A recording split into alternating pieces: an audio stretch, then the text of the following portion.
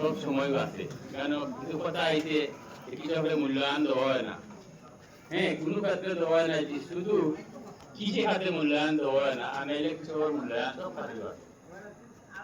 কিন্তু দেখা গেছে যে আজকে আমরা এই উপরবাস মাতৃলা যুব সংঘ বিএনপি তৈরি যে অনুষ্ঠান যেটা করছে, এটার লাগে আমরা তার আগে কৃতজ্ঞত, এবং আমরা অন্তত পক্ষে এটা প্রতি বছর যেভাবে আমরা করতে পারি, আজকে আমরা তার যে সারের বীজ দিলাম, কালকে হয়তো আমরা সার বিতরণ করতে পারি, পশু হয়তো আবার ধান বিতরণ করতে পারি, কিন্তু এগুলা করলে আর শেষ নাই। যেমন এটার উদ্যোগ হিসেবে আর এটার শুরুটা করছো, এখানে লোকে আরো দুটি জিনিস এটা আছে।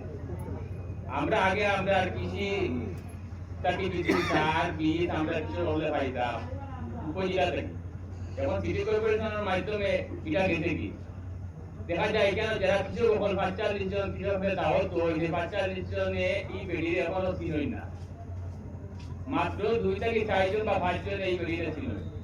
এর লগে তারা আলোচনা যে গুয়ায় মোটামুটি 5 জন 6 জনের লগে তারা এটা বৈঠক করে। যদি আমার কথা ভুল হয় না, 45 জন কৃষক আছে, এরা আমার কথা ভুল ধরবা, ঠিক আছে, সঠিক হলে সঠিক কইবা।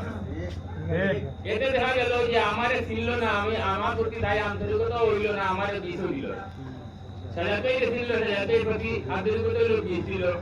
ঠাকুর বাবুরে ছিল, ঠাকুর বাবুর লোক আন্তরিকতা হইল, বিষ ছিল।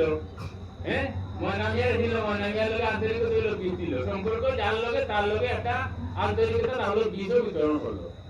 এরা হয়তো 2-4 জনের নাম দেওয়া দিলে সাধারণভাবে কিছু বীজ পায়, বা 5 কেজি ধান পায়, না নিলে 10 কেজি সার পায়, উঠতেছে।